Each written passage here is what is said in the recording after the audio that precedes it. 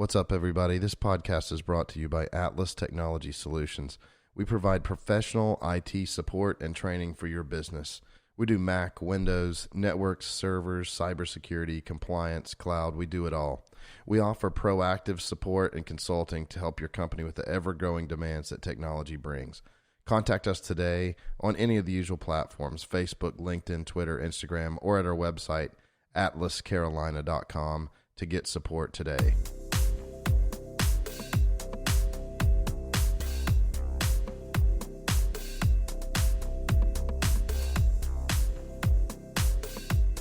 Hey everybody, and welcome to Overcoming Average. Today joining us, we have Dr. Rick Stewart and Rob Condon, both good friends of mine. So I want to kind of give a backstory on why we're here. It's now, late February. It's a leap day, in fact. I don't know when this is going to get released, but today's the 29th of February. But a couple of months ago, we talked about getting a few guys together to sort of challenge each other, do something to sort of better each other, kind of a New Year's resolution for me, but it wasn't really, I don't like to make New Year's resolutions. I just like to make goals. So Rick and I started talking about, what could we do where we could get several guys in our stage of life, which is young kids and jobs and stuff, together to challenge each other or to do something to sort of overcome average, as it were. But it's difficult, and for me especially, I've noticed, like, in this stage of life, it's hard to even get together with friends on a regular basis or do anything on a regular basis. Running a business and taking kids to school and trying to be a good dad and a good husband, and that it can be a challenge. So what we kind of decided on was, let's just do a book study, and we'll pick a book that's helpful and hopefully does some good for our lives or as an encouragement or something. And we'll read the book together and then discuss it. And then we decided it might be fun to sort of do the podcast and during the discussions and talk about some of the highlights of that. So that's why we're here.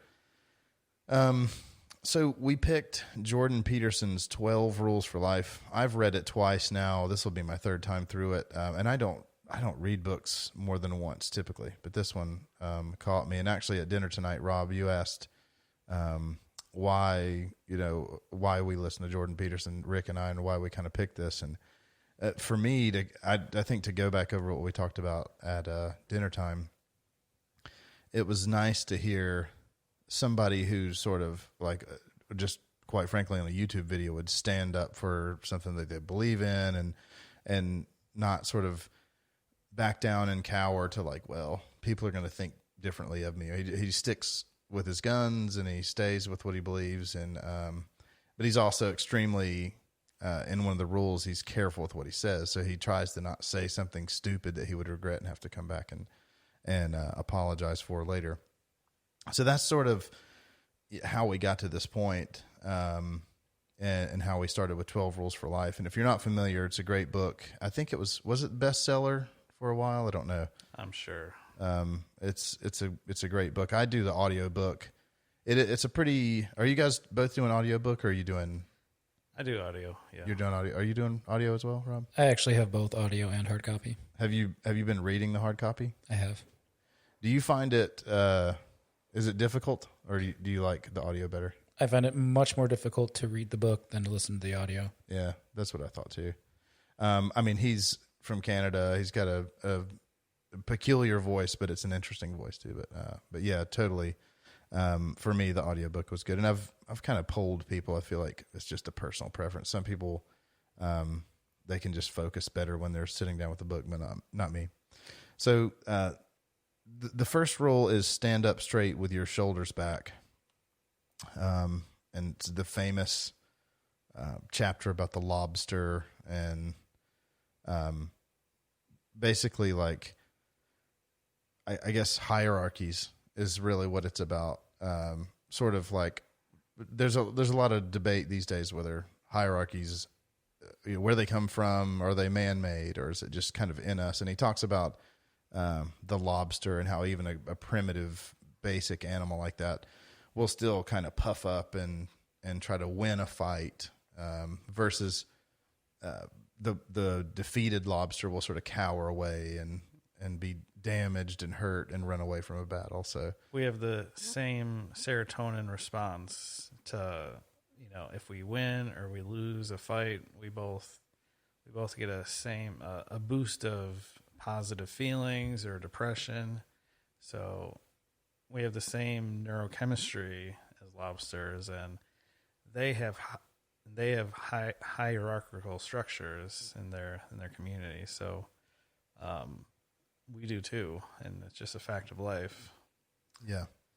So, I find that hard to dispute. I feel like, and of course, there's hierarchies. I think some people would just say that they're maybe bad, that they were designed by men to push people down, and humans built these structures or whatever. But one thing, and I'm going to ask you guys too, like what stuck out to you in the chapters, if anything at all. I'm sure there was something, but one thing that I noted in all that, especially in chapter 1, is the idea that happiness is not the goal.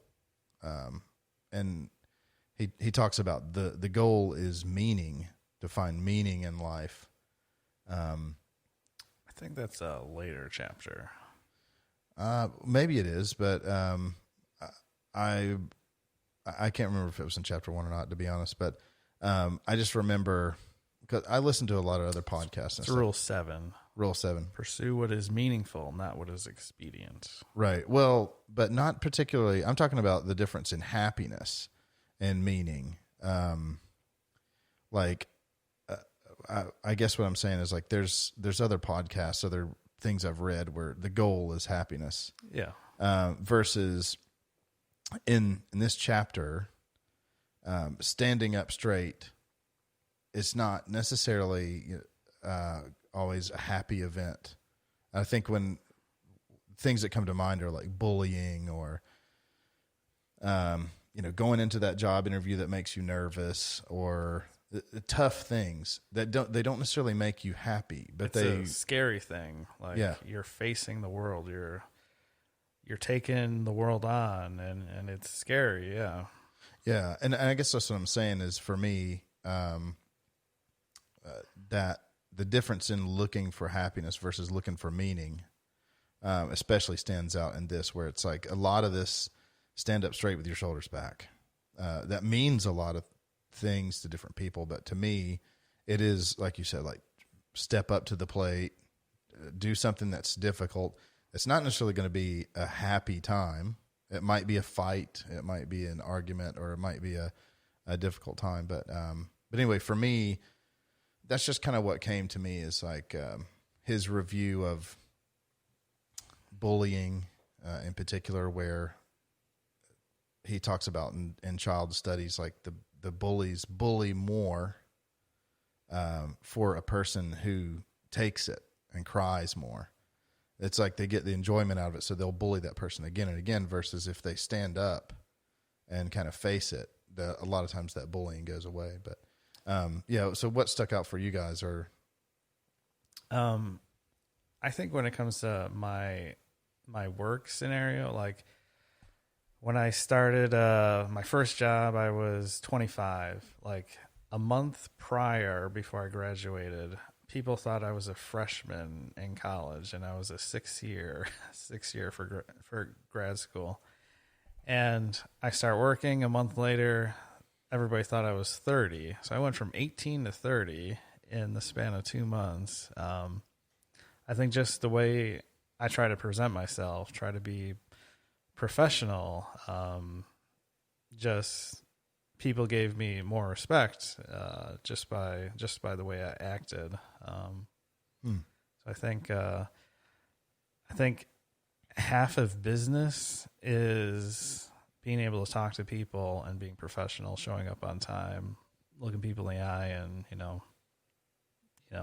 just conducting yourself appropriately. So I think that really stood out to me. Just you gotta put yourself out there, be professional.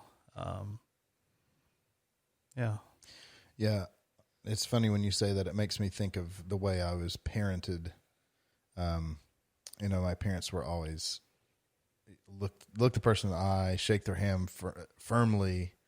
We would even practice like a good handshake. And for me, I remember those times as like I was too young to think that it was ridiculous, but I remember thinking like, oh boy, it's easy talking to Dad, but now we're at a place and it's Dad's friend, and I have to address him and look him in the eye. So, I definitely had that stuff instilled at a young age. So, do you guys have any specific stories or examples or anything else that stuck out in this chapter for you? Yes. Rob, did you want to go? I got another one, but you could. So what stuck out to me the most was he had some discussions about the cycle of negativity, right? I believe that was this chapter, wherein something in your life, an event, can cause you to start to go into a shell. And as you go into that shell, you get sucked more and more and more into it, and it's hard to break out. And it meant a lot to me because of, some of my own personal struggles and struggles of people that I know and I see all the time. And it's just kind of, I don't want to say he was able to simplify the concept, but, it's kind of neat to see something in words when you're trying to figure out what's going on. Well, and I think Jordan Peterson does a good job at taking very complicated issues and not, he leaves them complicated, but he also puts a practical wrap around it that makes a lot of sense. And it's very relatable. Because it's almost hard to come up with ideas because it's such a huge concept, the standing up straight thing, that there's probably dozens and dozens of times we've had that happen. And you're right. I've known people in the past that were both the dominant lobster and the crushed, sad lobster. You can see it on their person. It's sort of sad in a way. I mean, I've known some younger people that really, in my estimation, they haven't lived long enough to experience anything too tough, or at least, right? They're young and they're just depressed and anxious and they're scared to talk to people. And in a business environment, it's sort of like, you have to, this is your job. And they would sort of cower into their shells a little bit. So, I know for me, there's times when it's definitely difficult as well. None of us are perfect. There's times where I'm definitely like, I'm not doing that. I'm too scared to do that. And there's other times where I feel super confident. And I've also noticed there are different types of things where I'm probably more confident than I am in other types of things. Like I think we've talked before about, Rick's like a fantastic runner. So I would cower away from the opportunity to run a marathon, but Rick could probably run one right now without training. So, I think when we look at this concept, it's also interesting to talk about, well, what are we talking about? Is it business? Is it, family? I see people that as soon as you mention family, they get sort of weird about it, and it transforms, sort of their posture, I guess. Have you guys, can you think of any examples of that? And Rick, you had an example too, right? So like what you were saying, like what I got was like, you have to just, if you're feeling down, you got to take a win and build on another win, I used to stutter when I was in high school, middle school, and I used to not even like talking on the phone. I still don't like talking on the phone, but it's like, I know this is in me, and I'm just like, man, I just got to freaking suck it up and do it. Like I know I'm trying to hide in a shell, because I was afraid to call and order a pizza. So I'm just like, man, I'm not going to do this. I'm not going to hide in my shell and retreat. I'm going to do this and get a win, and then get another win and do something more. and then just building your confidence. So I've been there. Yeah. Well, you said something that made me, reminded me that this is like a building process. Like it's not just you're faced with this one opportunity and you need to, buck up and stand up to your boss or whatever and ask for the raise or whatever, but it's a building process. And I know this is, I guess you could say it's controversial in our world today where some people would look at successful business people or successful anything and think, oh, well, they were just handed that. And in most cases it's not. I mean, I know for me, depending on the thing, I'm confident in some areas, some of them I'm not. But it's a consistency of, I don't want to go work out today, but if you go work out and you go work out again and again, and you face that day and you get up early and you go to the gym and you work out, eventually you'll be stronger. You'll be better. You'll have sort of overcome whatever, that mental hurdle was. And you're, I guess, to be with the lobsters, like your shell's a little thicker. And quite literally in that lobster world, they're more dominant. They get bigger, they get more food, they mate more often, and their lives are better. Those bigger lobsters that kind of stand up and fight sometimes. So I have another example about just having to stand up for yourself. So when I started a job, I came in at the same time with my manager, who was like my supervisor. And I felt like she started criticizing this, and this. And I felt like, man, she's really going after me. I'm like, am I going to get fired? What's going on? And she called this other senior therapist to like evaluate me when I'm treating. And, the other thing, I don't know what the deal is. Like, Rook's a great therapist. I don't know what your problem is. But she still kept like going on and like, okay, we'd have this meeting and then a meeting after the meeting to like review your progress and this and that. We got to call on this other person. So eventually I had like 5 of my bosses were having a meeting like, oh, you're violating your practice act. You're doing this, and this. And I'm like, show me. I want specifics. So I really stood up. I got stern. I'm like, man, I'm just like, for a while, I was just like, okay, yeah. I'll do better. But then I got angry. I'm like, I'm either going to get fired today or this is going to stop. And I said, don't just tell me I need to do this better. Tell me specifically what I'm doing wrong and I'll do it. Don't just say I'm violating my practice act. Give me specifics and I'll explain myself. And she couldn't come up with anything. And then it all ended. It stopped. And then I get my performance review and I'm like the greatest therapist in the world. I'm like, what the heck just happened? So, yeah, I think some people want to have, I think she wanted to be managerial. She wanted to have something to do, something to manage. And I think I was the new guy and she wanted to like work on me in that way, kind of make me the little baby lobster and she'd be the big lobster. And then, but standing up for myself, I think I got everybody's respect. And well, there's something to be said about confidence too. Like people for the most part, people, especially in business, I would say they want someone who's confident in themselves and what they know.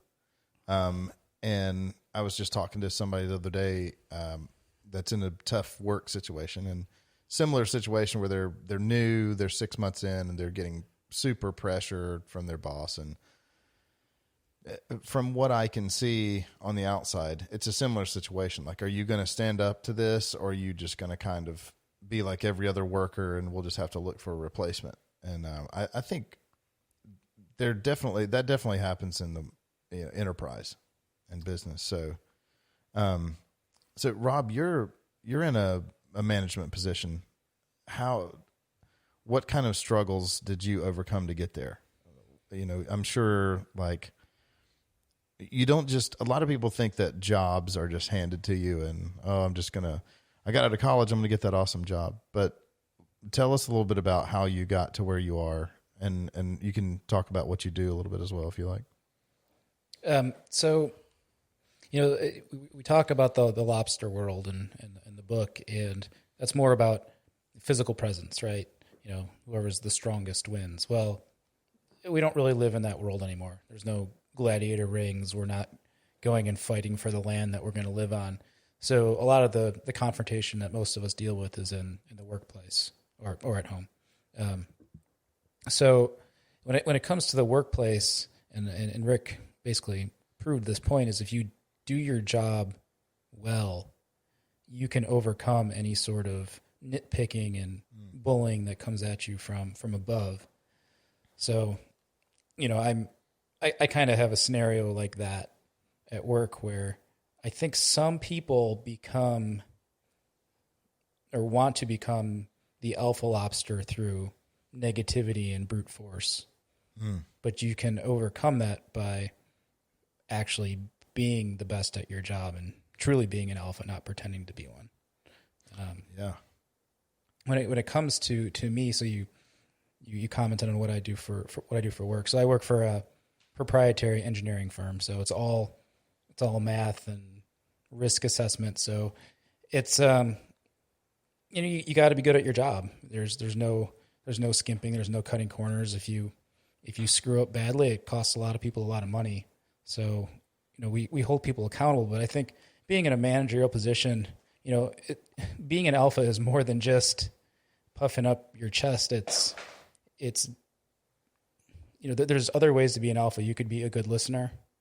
You could be someone who picks other people up, that sort of deal. So, I mean, my own personal style is, I'll give people a long leash, but I'll help them along the way.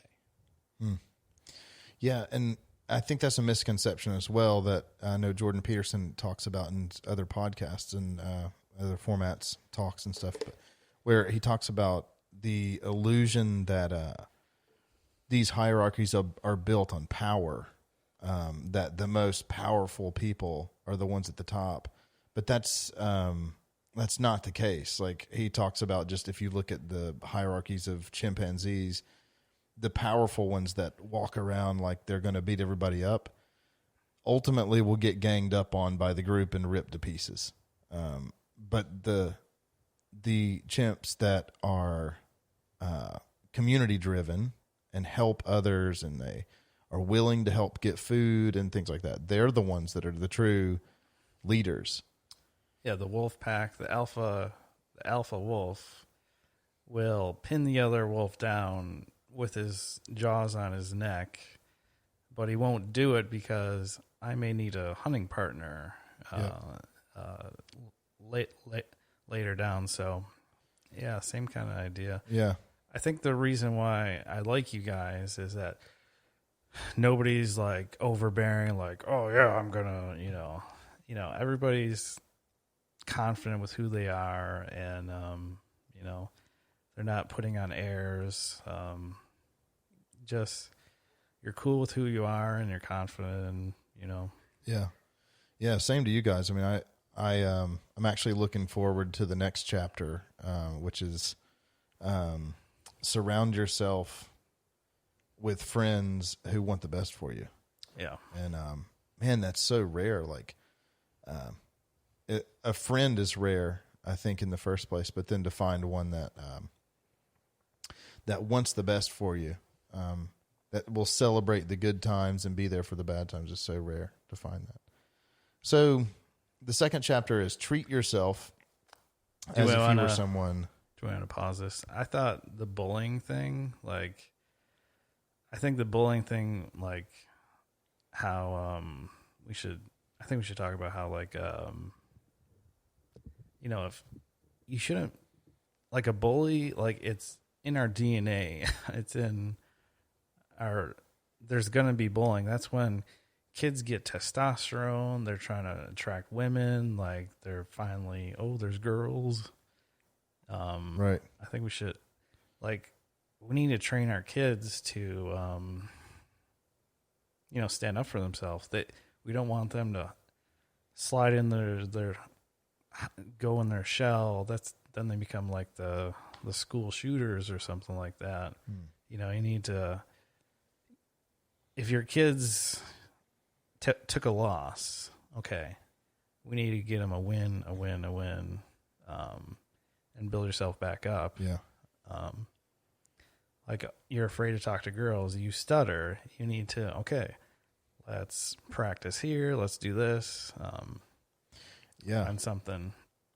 Yeah. Well, I think going along with that, sort of the culture now of helicopter parents, and I heard a new one the other day. They call it a snowplow parent, where they basically pave the way and make it really easy for the kid. I understand that because I have 3 daughters and I want their life to be good, but the honest truth is they're going to have to go through some tough stuff. They're going to have to shake some hands, and you're going to be a weak lobster if you don't. Yeah. They need to have those battles, and no matter how small. I know we had one of my daughters recently went over to the neighbor's house and just like took cookies, and we were like, well, where'd you get those cookies? And she pretty much stole them. So it was okay, you're going to go and apologize to the neighbor who was sitting there. And it was a big ordeal. But I just remember thinking as a dad, like, I can't let this go by, this training opportunity. There's so many of them with kids, but you're so right. I mean, we can't, this chapter's so good for so many levels of people, from parenting to our own individual selves. Definitely. I wanted our buddy Greg to be in here. He's a assistant principal at a school, and I wanted to get his take. He's a middle school. That's when it's probably the worst. Just like I would do more, if it was me, I would do more work with the bullied kids to like, okay, what are you going to do? Like they ended up like, a lot of times he said that they'll punch the kid in the face, like the kid being bullied. But then he says, like, I totally understand what you did. I have to suspend you. But, he basically says, good job. Like, yeah. Greg needs to come on. So, Greg, when you listen to this, you need to come to the next one. But, I talked to him about that same thing. Of course, you have to suspend the kid, but that's... It's I don't want to call it a silly rule because I don't know all the ins and outs, but yeah, I think for them it's kind of a, hey, good job for standing up for yourself. Yeah.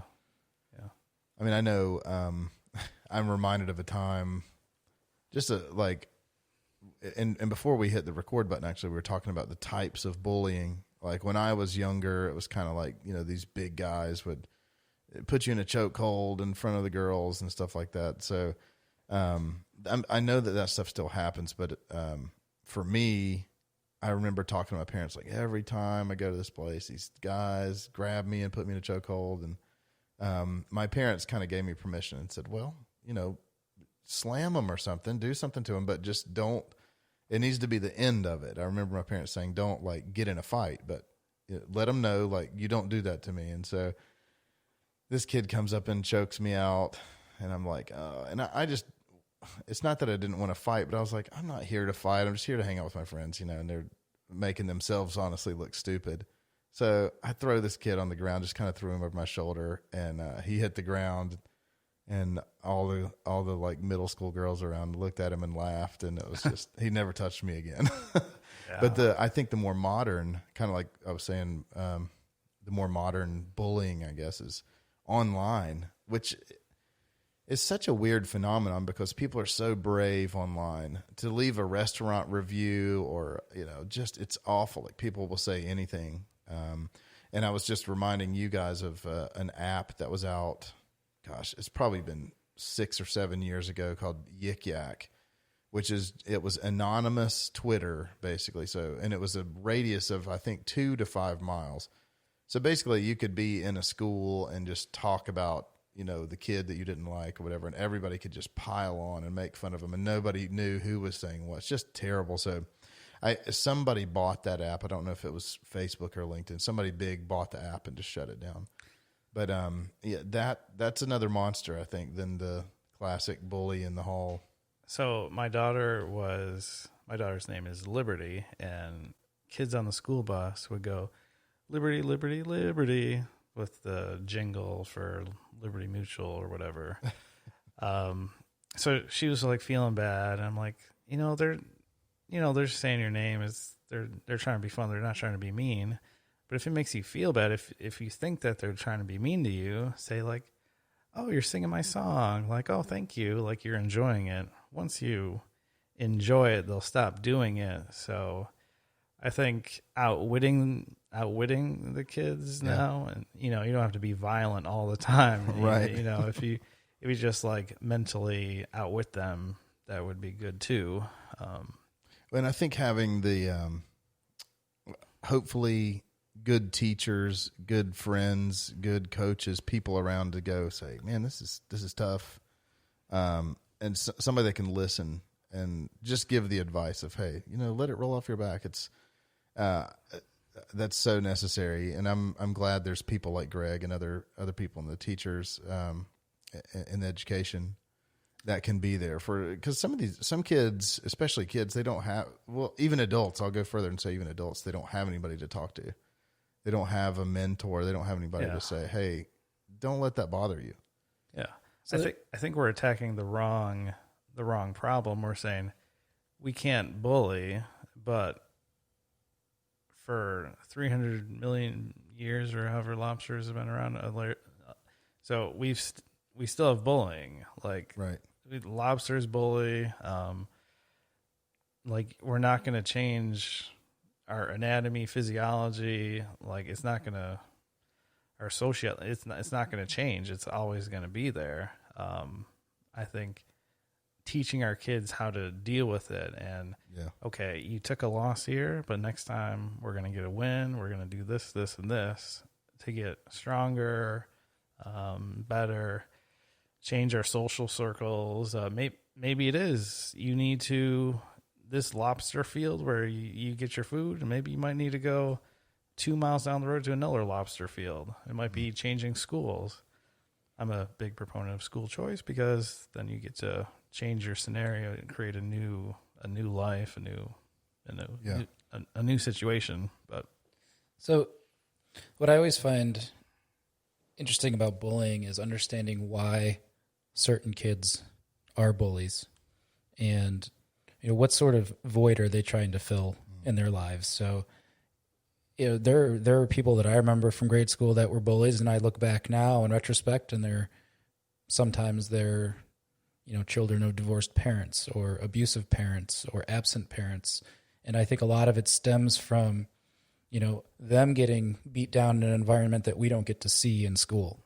So, absolutely. So you have alphas who are dominating them that they can't defend themselves from. So they're trying to get out of the cycle themselves the only way they know how. And that's by bullying others to build themselves up. Yeah. And, if you can't figure out why, beyond the genetics of it, there's got to be circumstance and environment as well that drives their need to bully people. Serotonin, like they say, serotonin makes you feel good. You bully somebody, you get more serotonin. So you feel bad when you get bullied, you get less serotonin. So, okay, now I'm going to be the alpha and I'm going to bully somebody. It's going to make me feel better. So it's a biological thing. So, I think it's all about breaking the cycle too. Like somebody has to give, because gosh, there's probably an infinite number of reasons why someone would do that. I mean, and most of them probably bad parenting, if we're honest, or lack of parenting, or lack of other people to say, hey, again, in the teacher scenario, why are you doing that to that kid? Like, what do you get out of it? And if they can honestly answer those questions, they may look at it different. Like, oh yeah, that is what I'm trying to escape, and now I'm passing it on. It's about breaking the cycle. And I think, going back to what I was saying about, like with my kids, I hope to make them stronger and not just protect them all the time. Because eventually I'm not going to be there. Kim's not going to be there. to parent them and shelter them, but to teach them to be strong in the times when they need to be the strongest. I think Jordan says you can't make your kids safe. The best thing you can do is make them strong. Right. So, and that's, not just physically, but mentally, emotionally, and socially. So, yeah.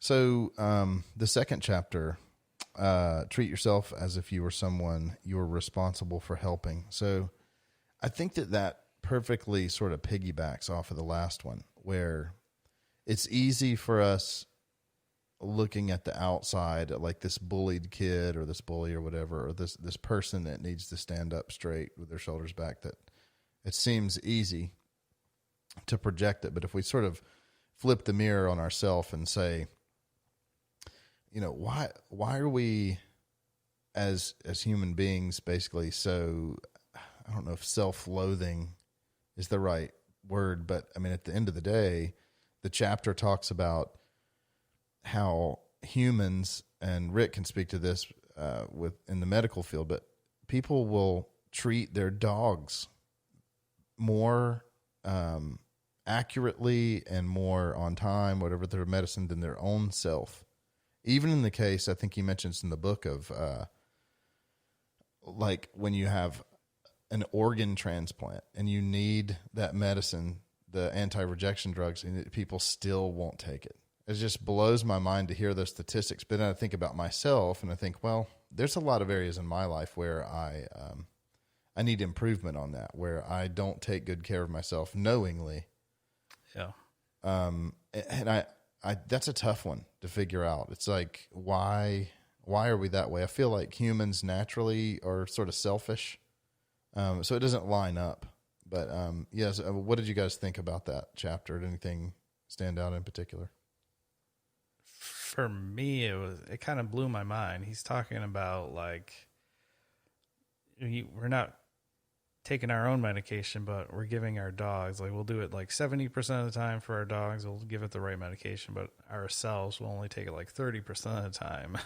So and our dogs will be dead if we're dead. So if we really cared about our dogs, we would take care of ourselves. But right. He then starts going into like biblical stories of Genesis, and like I'm like, what is he talking about? And he goes on for like 30-40 minutes about Adam and Eve, and then they betrayed Adam betrays Eve, he throws her under the bus, and Cain and Abel killing your brother, and we're even blaming God, like you gave me this woman and she gave me the apple, it's all your fault.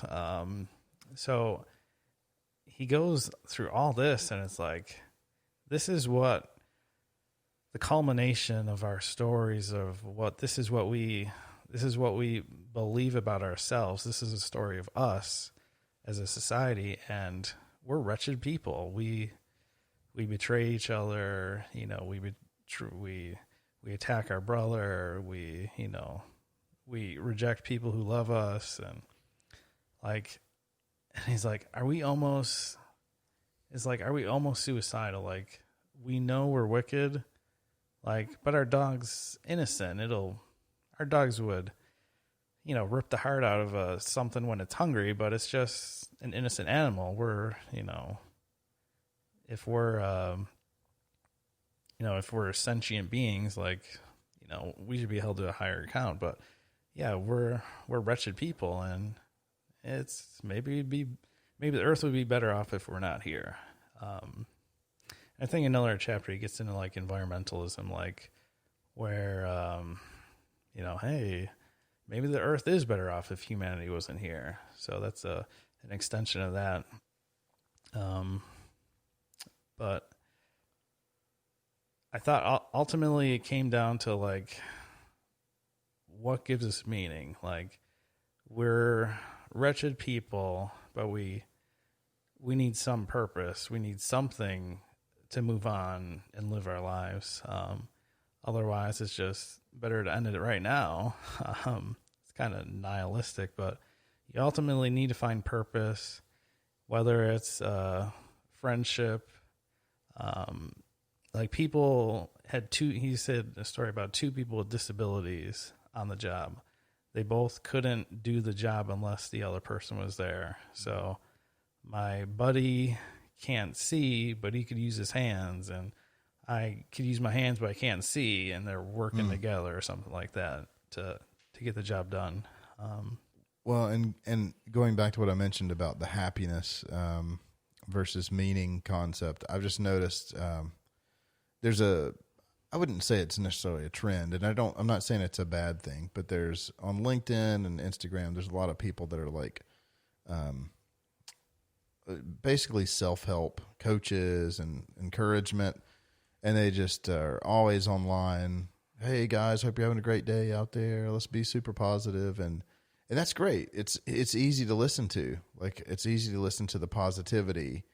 But one guy in particular talks about how happiness is the goal, and he's like, oh, you know, if it makes you happy. But I think maybe that word is not exactly right, and maybe that's not what this guy means when he's saying, you know, happiness is your goal, because meaning is so much deeper than happiness. Like we were talking about in the first chapter, like it might not make you happy to go into that job interview and have, you know, potentially awkward interview, but the long term, it'll give you meaning and a purpose, a job. It'll make you feel better, and ultimately will lead to more happiness. I'm not saying happiness is a bad thing.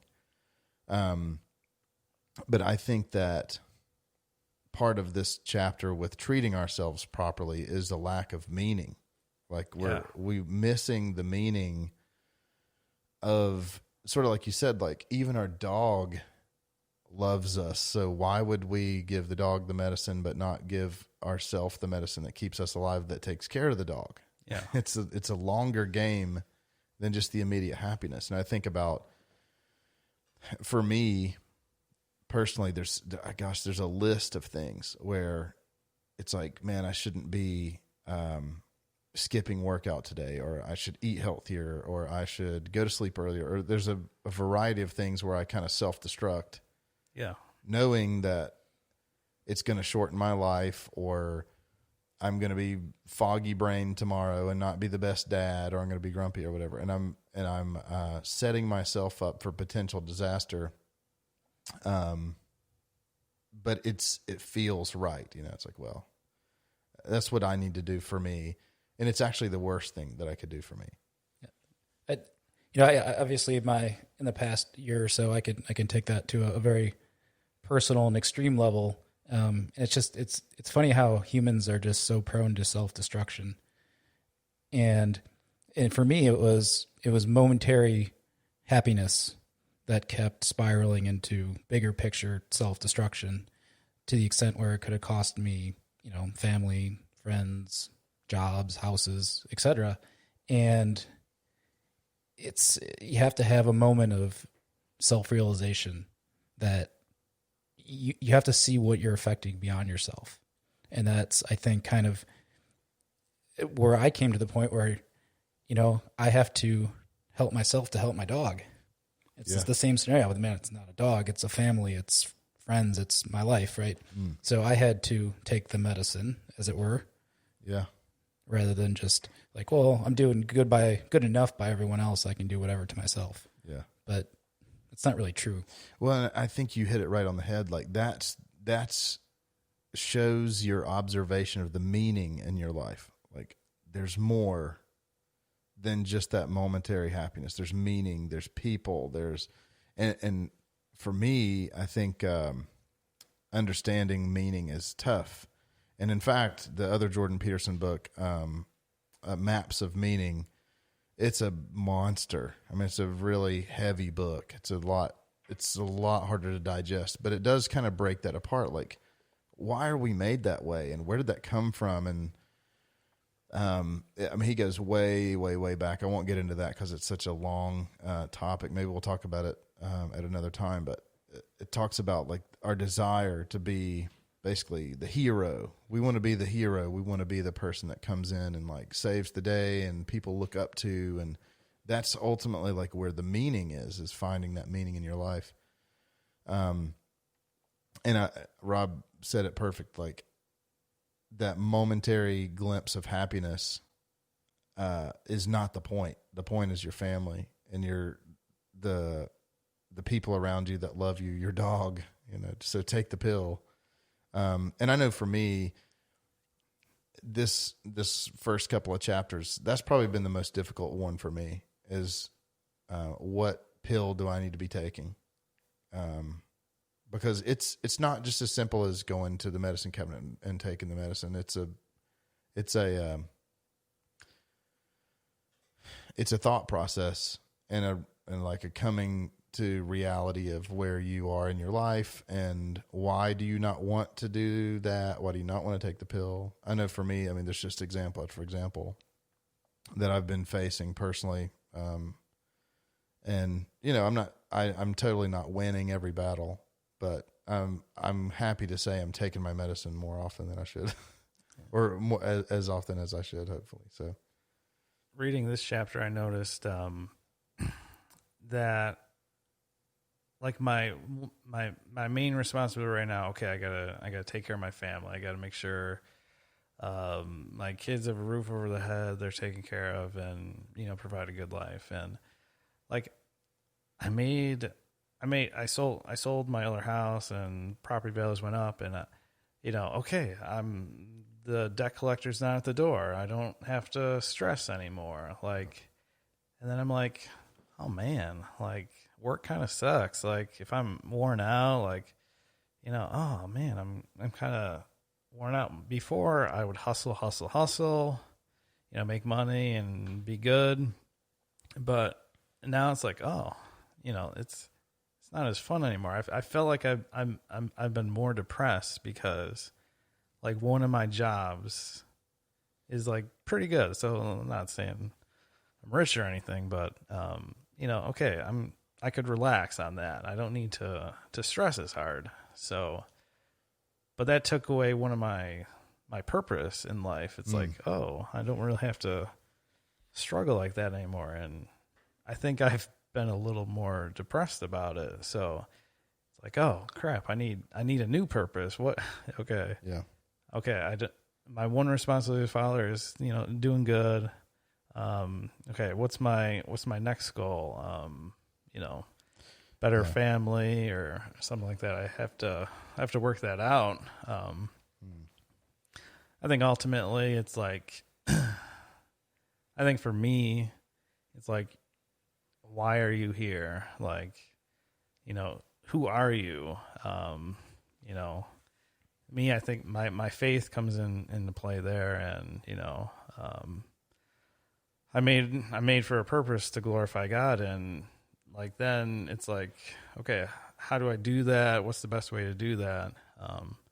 I think keeping that in perspective, that there is more to this life. So I think that's where I have hope and purpose.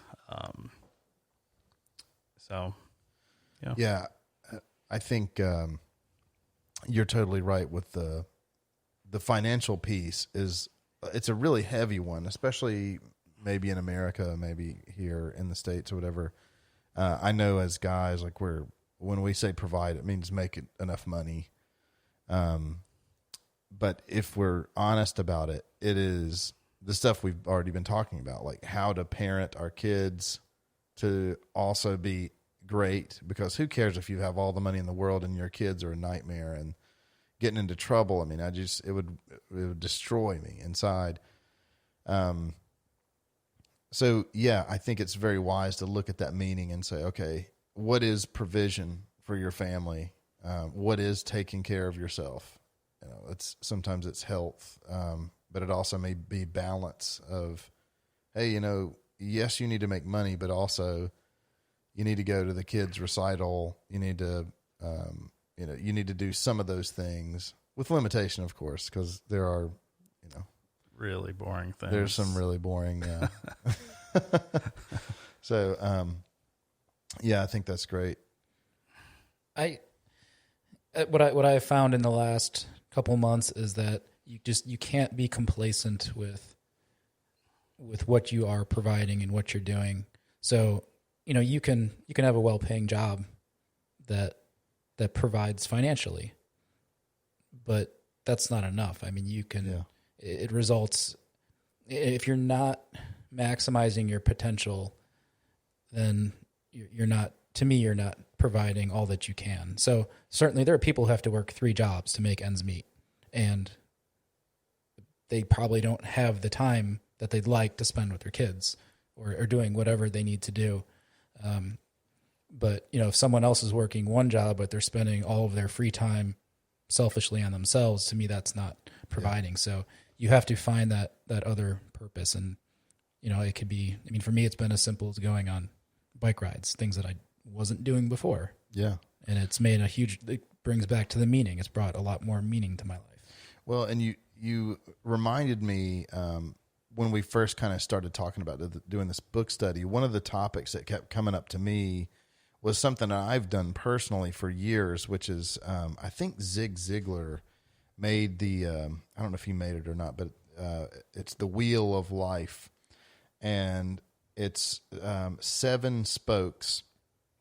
It's personal, physical, family, mental, financial, spiritual, and career. Those are the 7 spokes of life. And the idea is essentially, if you just focus on one spoke, the wheel is going to fall apart. You're going to go flat. So if you just focus on physical and you're just, the greatest CrossFitter, the best runner or whatever, but you're losing time with your family, you're not working on your career, you're not working on your personal life, your social life, you're going to be a really fit person with no friends and family. And then the meaning is just extinguished from your life. And I see that in all of these, to be honest, as a believer, it's hard to see the spiritual one as it's rare that you see somebody that's all about the spiritual world. But I know some folks that they forego, personal, they forego career, and they get out of balance. Because I think for them, they think, well, this is the thing I need to do. I need to be a super spiritual person. And yes, you need to be spiritual, but a spiritual being also has a physical body, and you have to have a job, and you have to have family, and keep that in balance. And that's one of the things it's just difficult to, like I said at the very beginning, it's difficult with people of our age to get a bunch of dudes together to talk or even to have an evening together. But I personally make little goals in each of those spokes, and I try to maintain them throughout the year, career goals or saving money goals, with the financial piece, personal, I know, as I just have mentioned, gosh, it'll be a month or 2 will go by and it's like, man, I haven't seen Rob. And Rob's a good friend of mine. I haven't seen him in 2 months. And, that's not a good thing. Because if you're too focused on family, too focused on career, too focused on money, the wheel gets out of balance. And it's funny, as I'm talking, I'm even thinking of examples. There are some people that would say, well, you could never do enough family. You could never do enough, like I said, spirituality. But I just heard a story a few weeks ago about a guy who, even his family is out of whack. Everything is family. And it's the easiest excuse to say, well, I'm not going to be able to take that job because, I'm not going to have enough time with my family.